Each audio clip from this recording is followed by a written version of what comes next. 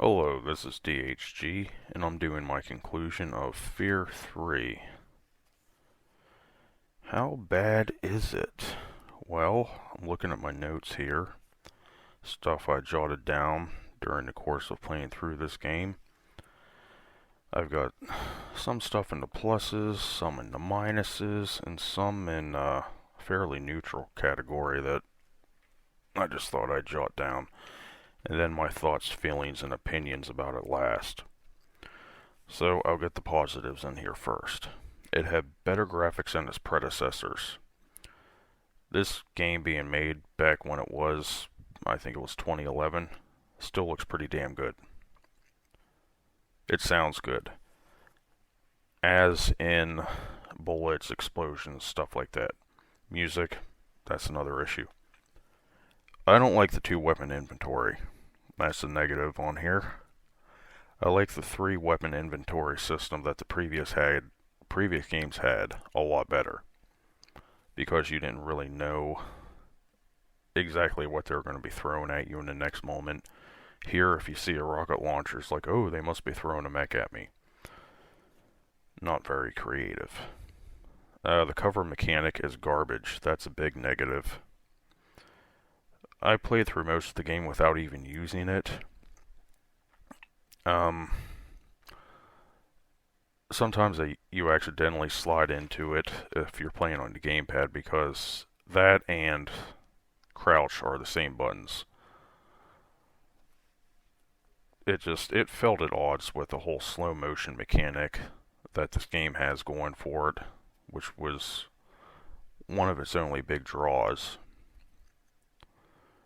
The cover mechanic could have been scrapped. I don't know why they threw that in here. Regenerative Health. This is something that was making its way into just about every shooter from that time period. I don't like it in first-person shooters. I never really have, outside of Halo and, to some extent, Call of Duty. But even when Call of Duty did the health pack mechanic in World War II, I thought the combat was a lot better. Second level looks like a cut and paste of COD's F.E.A.R. Yeah, there's a lot of similarities between this game and Call of Duty, and not just the control aspects. Several areas of the game, like the second level, looks like F.E.A.R. Another level, I think it's one of the ones I recorded, looks like the suburbs level from Modern Warfare 2. They were certainly running out of ideas with this last installment to the series. Another negative tick mark is too similar to Call of Duty. I brushed on that in the previous complaint. And another complaint. The music is not memorable. It ain't. I mean, when you think about F.E.A.R 1, you'll usually hear like a light ambient music in the background. This game had none of that. The music was all throwaway. You'd forget it as soon as you hear it. The game suffers from Condemned 2 bleed through. I don't know if it was the same developers behind this that also did Condemned 2, but if it was, they were, like I said, they were certainly running out of ideas for this game. And being that Condemned 2 came out, I think, 2 years prior to the release of this, Condemned 2 and Call of Duty seemed to be two of the games of which they drew their inspiration off of, and it just bled straight through into this game. The Riot Shield, you get this weapon later on in the game. It was the antithesis of the slow-mo reflexes gameplay that the series is known for. It's kind of like the cover mechanic. It caused you to hunker down and not move around. This game's not a tactical shooter. It never has been. So adding these aspects just turned what could have been a great shooter on its head. And here are some not really good things, not really bad things, just things I observed. There was a level with a dimly lit room and static TVs. That was pretty cool, until a TV fell on top of me for an insta-kill. and it would have been better off as its own IP and not a F.E.A.R game.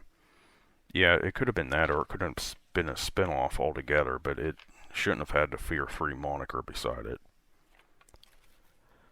And here are some of my notes and opinions. F.E.A.R would have been better served if spread out into a new trilogy with a clear start and end point in mind. With this, they didn't have any real clear idea what they were going to do from one game to the next, and you can kind of tell by the way the first game ends, by the way the events of the second game leading into the third. The whole thing's pretty nonsensical. The idea of replica soldiers, robot-like killing machines. Oh, yeah. This goes into what the entire first game was all about, and to a lesser extent the second one. It was about a psychic commander that could command troops in the field. I believe in the first game it was a battalion of replica soldiers commanded by Paxton Fettel. I thought this could have been a pretty scary aspect to put into a game. Just drones wandering around that have no empathy, no human feelings or anything, but they look humanoid. They could have exploited that to make it a pretty compelling horror game. And it would have been analogous to stuff that we see today with drones flying around with controllers that are in some mobile command center, something like that. I mean, it's not that far off. It's like a commander, a troop that's just doing the orders that it's told, comparable to a drone and a controlman somewhere off site. It's pretty much the same concept.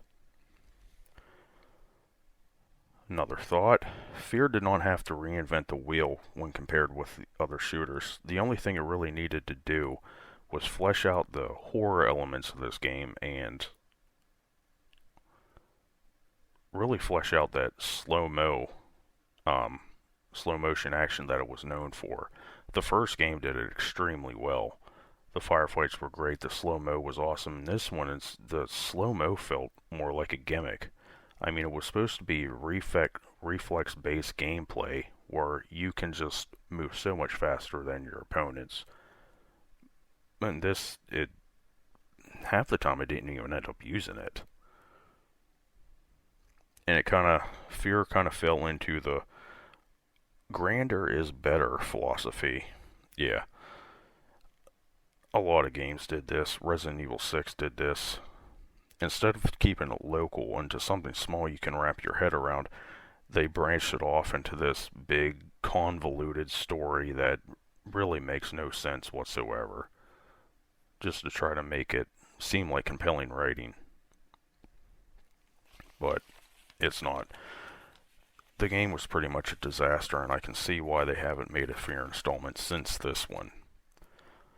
So, according to my rating system, I would have to give this 2 different ratings, because this game would be average if you had a co-op partner to play it with, which it was designed. But if you're playing through it solo like me, I'd say it was bad.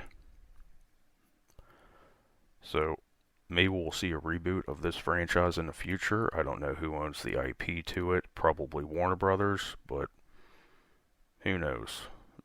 Hopefully they learn from this one.